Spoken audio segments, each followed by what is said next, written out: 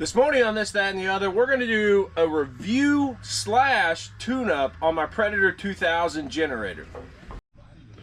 All right, so we are in peach selling season for selling fireworks here in Missouri, but we got to get some tune-up done on this Predator right quick. So let's get this cover off and we actually expose and see what we're looking at. Okay, this is super simple. All we need is a Phillips screwdriver. We will need a flathead screwdriver, and then spark plug gap adjustment tool. There's 3 screws here on this cover piece. It's opposing to the side that has the pull start on it.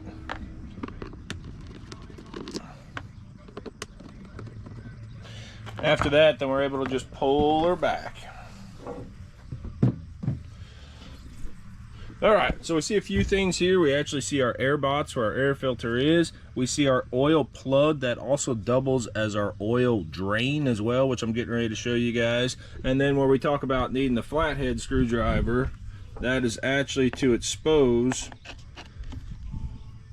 our spark plug location down inside of there. Okay, so I really have loved this generator. It's performed above and beyond. It's basically just a Honda knockoff that Harbor Freight has duplicated.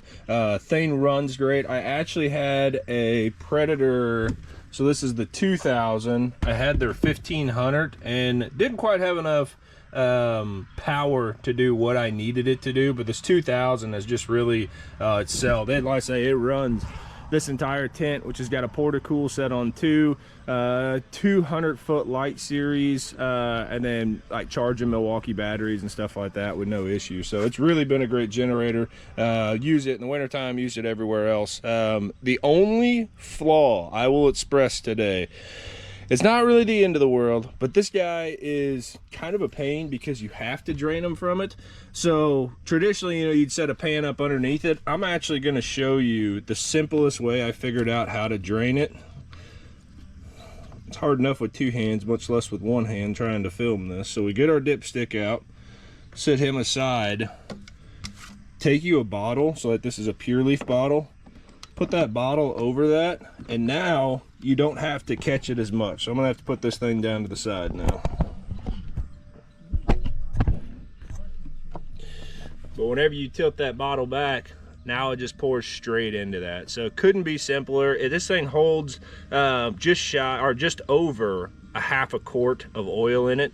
So it doesn't take much to drain it all out. It goes usually about 3/4 of a bottle of this pure leaf here.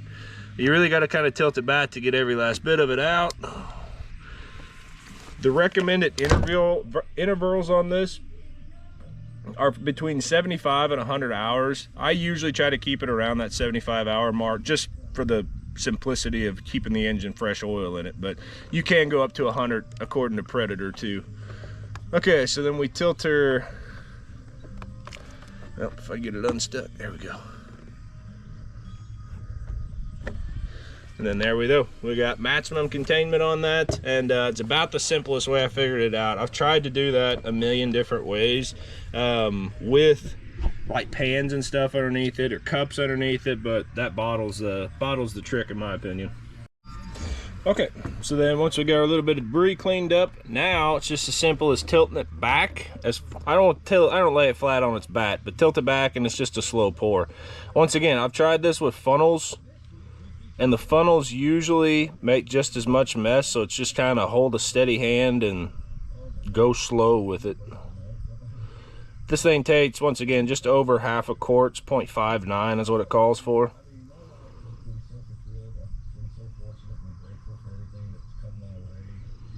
Eventually, once you get brave enough, you go for the big pour, and there we are.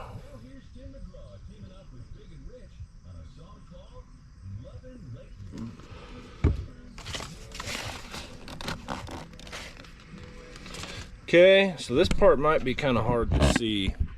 Easiest way to check it is just as I tilt it back down. I like to let it go about halfway up my threads like we see there, and we're good to go.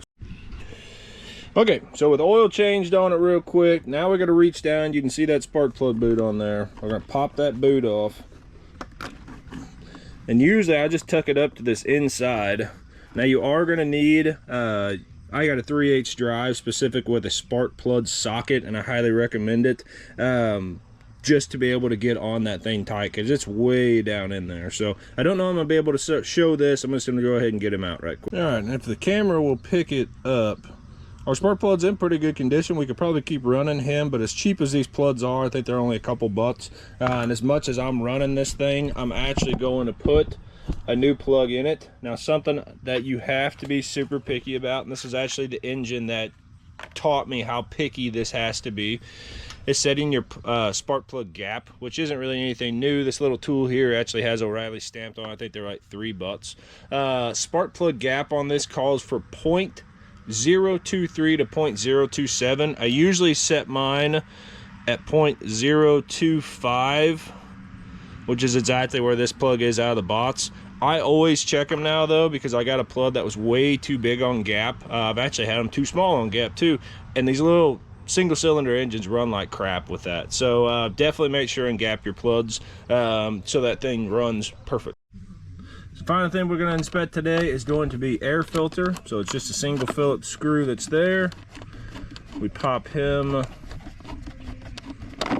off and then expose that air filter behind. So ours isn't looking too bad. I actually just cleaned this out on the last cycle, so I'm not going to worry about cleaning them out, but you can check and make sure there's no debris. We see some oil getting built up. It's not really the end of the world there on the bottom edge of it. So we're going to put him back together and let's get him fired up.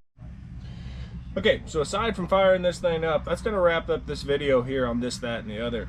My review of the Predator 2000, once again, is I wouldn't buy anything other than the 2000, like anything smaller. That 1500, once again, I don't know, maybe if you're running like a single hammer drill or, you know, a single piece of equipment, it might do it.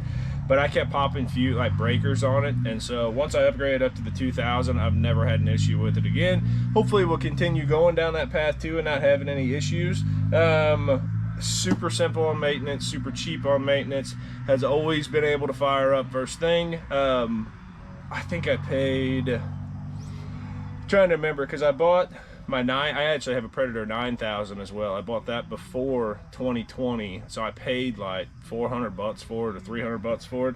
And then in 2022, whenever I bought this guy, I actually ended up paying about the same money that was there. But even if it was $400, like, I couldn't be happier with it. If you pay attention, usually right after like Christmas time, like once bad weather's getting out for wintertime, these things will go on sale too, and you can usually pick them up pretty cheap. So I couldn't recommend it enough.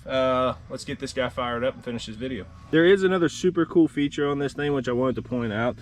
So not only are variable outlets that are here, to get it started, we're gonna go, and it's already set to choke on that. It gets running, we twist it back. I'm gonna turn it on, but then I'm gonna show you this ES3 throttle. So it won't be able to run on peak power with it on, but it makes it so immensely quiet. So if you're one that's doing like, if you're doing like camping and stuff and want a quiet generator, that's a way to make it super quiet as well. Let's get her fired up. Okay, single pole.